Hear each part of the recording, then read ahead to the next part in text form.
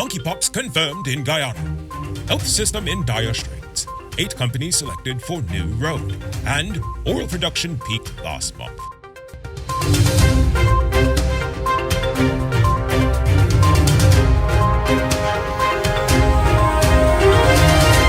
I'm Rico Bulford, and this is Uncut News. Do you see what's happening? Send us a tip on WhatsApp at 592-659-6151. Health Minister Dr. Frank Anthony on Monday confirmed that Guyana has recorded a case of monkeypox.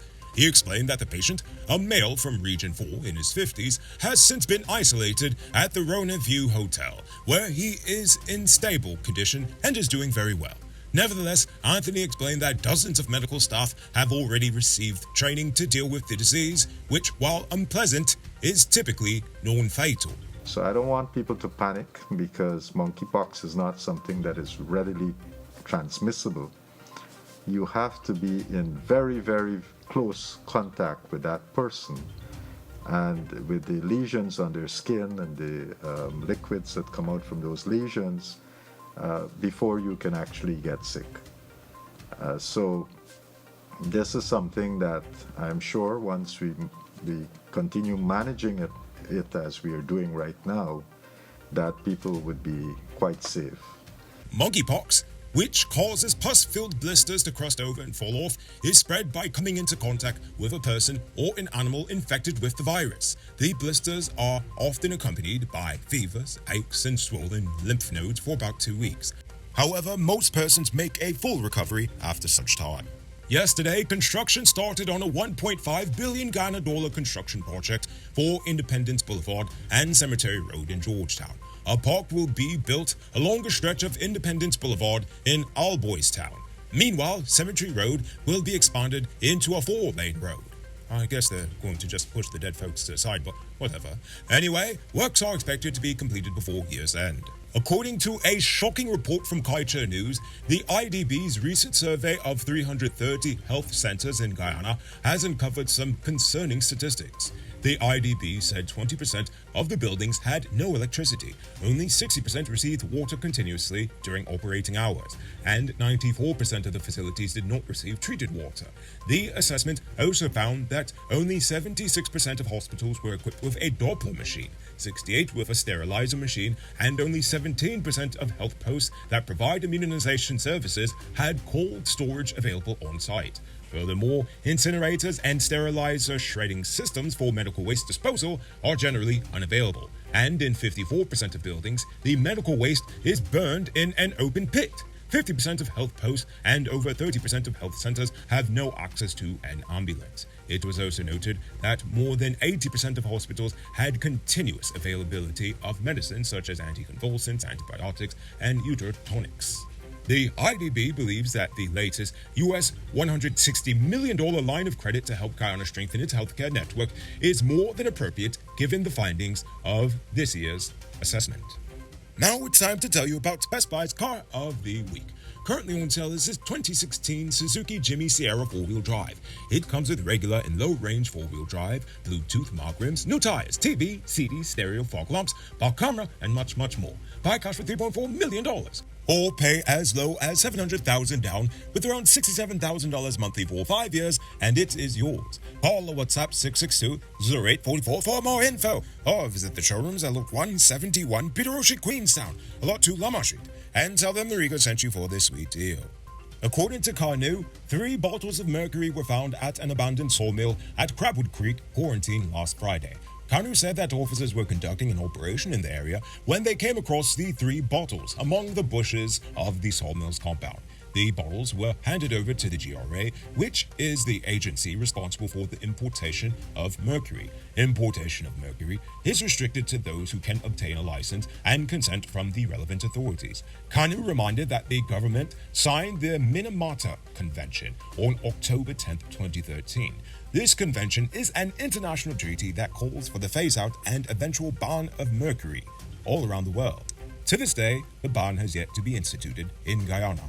Following competitive bidding for the contract, 8 firms have been selected to construct the new 4-lane road from Sunad to Crane on the west coast of Demerara.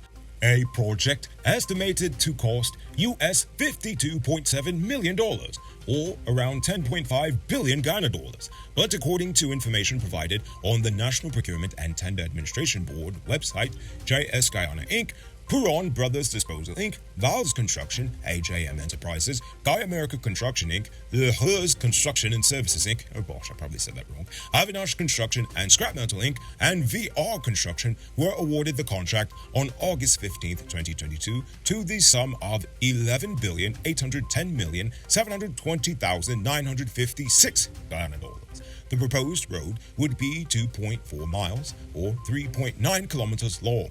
The construction period for the project is 16 months per lot. Oh my, that sounds expensive for a road, but whatever. Yesterday, 18-year-old Emmanuel Hale and 22-year-old Hamza Samuels, two of the four men who were arrested for a recent robbery, were remanded to prison after being slapped with 13 joint charges, including multiple counts of armed robbery, shooting at police, abduction, and attempting to commit a felony. The two were not required to plead to 4 of the charges and are expected back in court later this month. Yesterday, GWI commissioned a $50 million water distribution system in Noitkadak village, and according to the water company, some 3,500 residents of Wakenham Island, Region 3, now have access to 24-hour water service for the first time. So, you need a part for your truck, and you looked your eyeballs out and can't find it? Did you check Powered Automotive? Get high-quality DAF, International, Freightliner, Bedford TM, or Scammell truck parts at the lowest prices at Powered Automotive. Visit them at Lot 1161 EE Eccles, or call them on telephone number 6970171. Save big on truck parts at Powered Automotive, the #1 heavy-duty truck parts store in Guyana. Over in the diaspora, the British Virgin Islands Deputy Chief Immigration Officer, Nadia Deming-Hodge, has reported that Guyanese national Iana Thomas reportedly escaped from the department's temporary detention facility at Hotel Castle Maria yesterday. According to Mrs. Deming-Hodge, Miss Thomas remains at large and a search is underway to recapture her. Now for today's oil update. Oil production offshore Guyana exceeded 386,000 barrels a day in July, marking the highest production recorded in a day since first oil. July's peak output of approximately 386,540 barrels topped the prior record of approximately 365,300 barrels per day, which was observed on June 3rd. Both vessels were able to exceed their stated production capacities of 140,000 and 220,000 to reach approximately 153,560 barrels and 132,980 barrels on June 3rd, respectively. Meanwhile, development drilling occurs offshore for the Payar Development Project, for which the Prosperity FPSO will produce 220,000 barrels per day after production begins at the end of 2023, while the One Guyana floater will produce 250,000 barrels per day from 2025. It might not be robbery season, but the streets are still mean. That's why you need to get security for your home and business through Sheriff Security Service. Sheriff Security offers well-trained guards, armed and unarmed patrol, marine patrol, K9 services. These people even got drones. Why? Because your security is their highest priority. You've seen the rest. Now hire the best. Hire Sheriff Security Service today. Now for our Uncut News Views Poll Question of the Day. Every day we pose a question about current events in Ghana, the region, the diaspora, and how you feel it relates to us. Yesterday I asked, are you for or against the use of biometric data for voting? Nicolay Marciano says free and fair elections. It's time that we trust technology and move on from human counting and taking forever to decide who won an election. Guyana needs to do better for herself and her people. I say let's put an end to corruption. Indeed, I agree. Our Seaview Farm says if biometrics will infringe on the rights of persons, then how can the country say they want to use technology to further develop the country? I would think more transparency is what we need across the system. I agree with that 100%. Morondo Edwards says, how are biometrics an infringement on the public? I swear these people be saying whatever they feel sounds smart and getting away with it. SMH.